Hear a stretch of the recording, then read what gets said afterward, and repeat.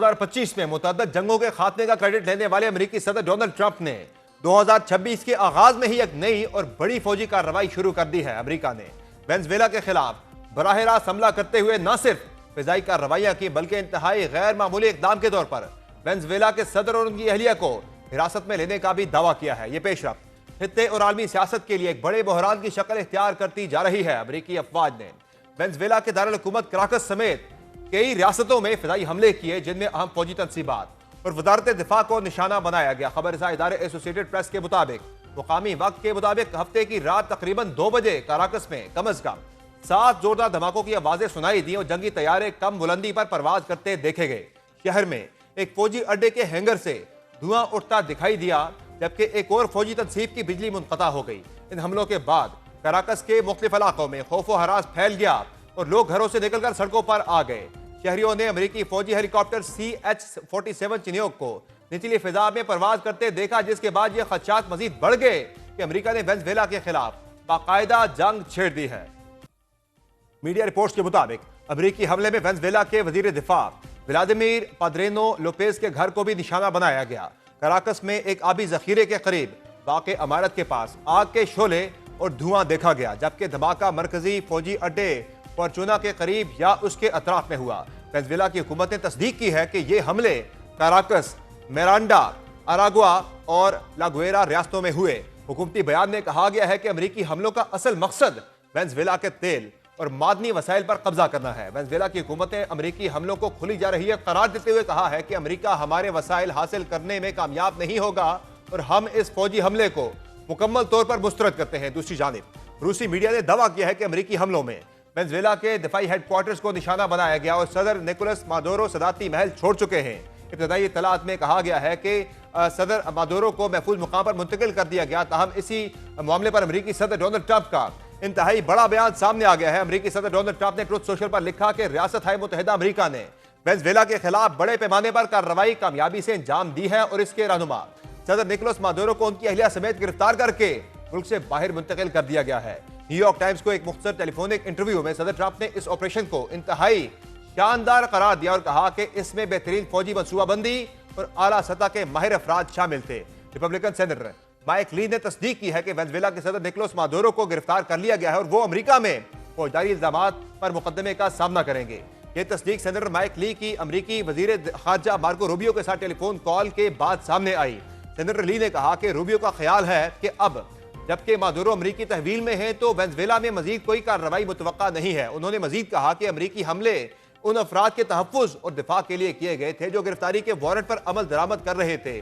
تاحال Venezuela کی حکومت یا دیگر سرکاری ذرائع کی جانب سے امریکہ کے اس دعوے پر کوئی باضابطہ رد عمل سامنے نہیں آیا۔ وینزویلا کی نائب صدر ڈیلسی روڈریگز نے ایک بیان میں کہا ہے کہ حکومت کو صدر نیکولس مادورو اور خاتون اول سیلیا فلورس کے بارے میں کوئی مصدقہ معلومات حاصل نہیں ہیں۔ انہوں نے امریکہ سے دونوں رہنماؤں کے لیے پروف آف لائف فراہم کرنے کا مطالبہ کیا ہے۔ ادھر وینزویلا کے وزیر دفاع ولادیمیر پادرینو لوپیز نے ملک بھر میں فوجی دستوں کی فوری تعیناتی کا اعلان کر دیا ہے۔ ہسپانوی زبان میں ویڈیو خطاب کرتے ہوئے انہوں نے کہا کہ وینزویلا کو اپنی تاریخ کی بدترین جارحیت کا سامنا ہے اور اس کا مقابلہ صرف متحد ہو کر کیا جا سکتا ہے۔ انہوں نے کہا کہ تمام مسلح افواج صدر مادورو کے احکامات کے مطابق ملک بھر میں تعینات کی جا رہی ہیں اور دشمن ہمیں زیر نہیں کر سکے گا۔ اس سے قبل وینزویلا کے صدر کی جانب سے یہ بیان بھی سامنے آ چکا تھا کہ امریکہ وینزویلا کے تیل اور معدنی وسائل پر قبضہ کرنا چاہتا ہے لیکن وہ اس میں ناکام رہے گا۔ حکومت نے اپنے حامیوں سے سڑکوں پر نکل آنے کی اپیل کرتے ہوئے کہا کہ یہ ایک سامراجی حملہ ہے جس کے خلاف عوامی مزاحمت ضروری ہے۔ بیان میں یہ بھی کہا گیا کہ صدر مادورو نے تمام قومی دفاعی منصوبوں پر عمل درآمد اور بیرونی مداخلت کی حالت نافذ کرنے کا حکم دیا ہے۔ دوسری جانب امریکہ کی اس کارروائی سے متعلق عالمی دنیا سے بھی شدید رد عمل آ رہا ہے۔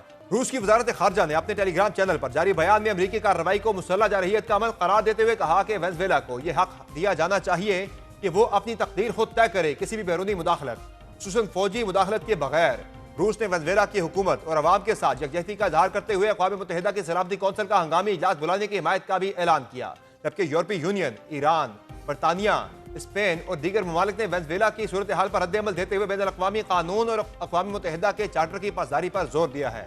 ایران کے سپریم لیڈر آیت اللہ علی خامنائی نے کہا کہ جب دشمن زبردستی مسلط کرنے کی کوشش کرے تو اس کے خلاف ڈٹ جانا ضروری ہے۔ ایران دشمن کے سامنے نہیں جھکے گا اور عوام کی حمایت اور خدا پر بھروسے سے دشمن کو شکست دی جائے گی۔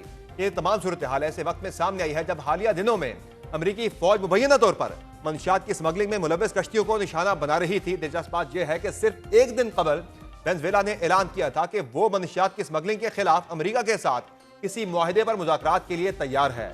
صدر مادورو نے ایک پہلے سے ریکارڈ شدہ انٹرویو میں کہا تھا کہ امریکہ حکومت کی تبدیلی مسلط کرنا چاہتا ہے اور بحیرہ کیریبین میں فوج تعیناتی کے ذریعے وینزویلا کے تیل ذخائر تک رسائی حاصل کرنا اس کا اصل مقصد ہے۔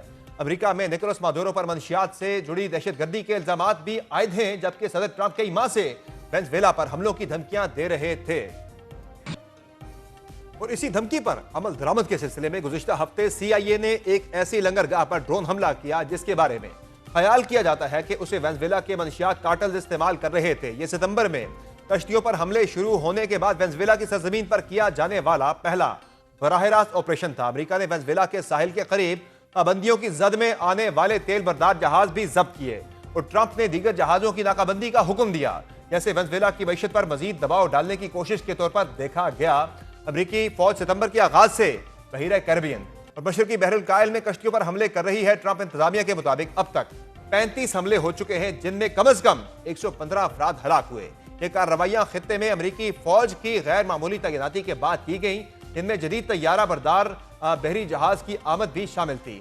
ٹرمپ ان حملوں کو امریکہ میں منشیات کی آمد روکنے کے لیے ضروری قرار دیتے ہیں اور کہتے ہیں کہ امریکہ منشیات کارٹلز کے ساتھ مسلح تنازع میں ہے۔ عالمی ماہرین کے مطابق وینزویلا پر یہ کارروائی صرف منشیات کے خلاف جنگ نہیں بلکہ تیل خطے میں اثر و رسوخ اور حکومت کی تبدیلی سے جڑی ایک بڑی جغرافیائی سیاسی حکمت عملی کا حصہ ہو سکتا ہے۔ ماہرین کے مطابق اگر جیسا کہ دعویٰ کیا جا رہا ہے امریکہ نے ڈیلٹا فورس کو وینزویلا کے دارالحکومت کے قلب میں بھیج کر صدر مادورو اور ان کی اہلیہ کو حراست میں لیا ہے تو یہ ایک ایسا واقعہ ہے جس کی مثال پہلے نہیں ملتی۔ اس کے قریب ترین موازنہ 1999 میں پاناما کے فوجی رہنما مانویل نوریگا کی گرفتاری ہے، جو خصوصی امریکی فوجی دستوں کے ذریعے عمل میں لائی گئی تھی۔ ان دونوں رہنماؤں نے حالیہ متنازع انتخابات میں کامیابی کا دعویٰ کیا تھا۔ دونوں پر امریکہ نے منشیات سمگلنگ میں ملوث ہونے کا الزام لگایا تھا اور دونوں کے خلاف کارروائی سے قبل امریکہ نے بڑے پیمانے پر فوجی تیاری کی تھی۔ تاہم نوریگا کی گرفتاری ایک مختصر اور ایک فیصلہ کن جنگ کے بعد ہوئی تھی، جس میں پاناما کی افواج جلد ہی شکست کھا گئی تھی۔ نوریگا نے ویٹیکن کے سفارت خانے میں پناہ لی، جہاں وہ 11 دن تک مقیم رہے۔ بالآخر انہیں نفسیاتی جنگ کے ذریعے باہر آنے پر مجبور کیا گیا، خاص طور پر بلند آواز میں راک موسیقی بجا کر، جس میں دی کلاشن، دی ہیلن اور U2 کے گانے شامل تھے۔ بعد میں انہیں امریکہ لے جایا گیا، جہاں وہ منشیات کے جرائم میں مجرم قرار پائے۔ نکولس مادورو کی گرفتاری کی کارروائی کی تفصیلات بھی سامنے نہیں آئیں، لیکن بظاہر یہ ایک اور بھی زیادہ پرخطر اور وسیع آپریشن تھا، جس میں صدر اور ان کی اہلیہ کو روایتی زمینی افواج کو داخل کیے بغیر ہی ڈیلٹا فورس نے نکال لیا۔ ان کا مستقبل غیر واضح ہے، لیکن غالب امکان یہی ہے کہ آنے والے دنوں میں وہ امریکی جیل میں ہی موجود ہوں گے۔ اسی تمام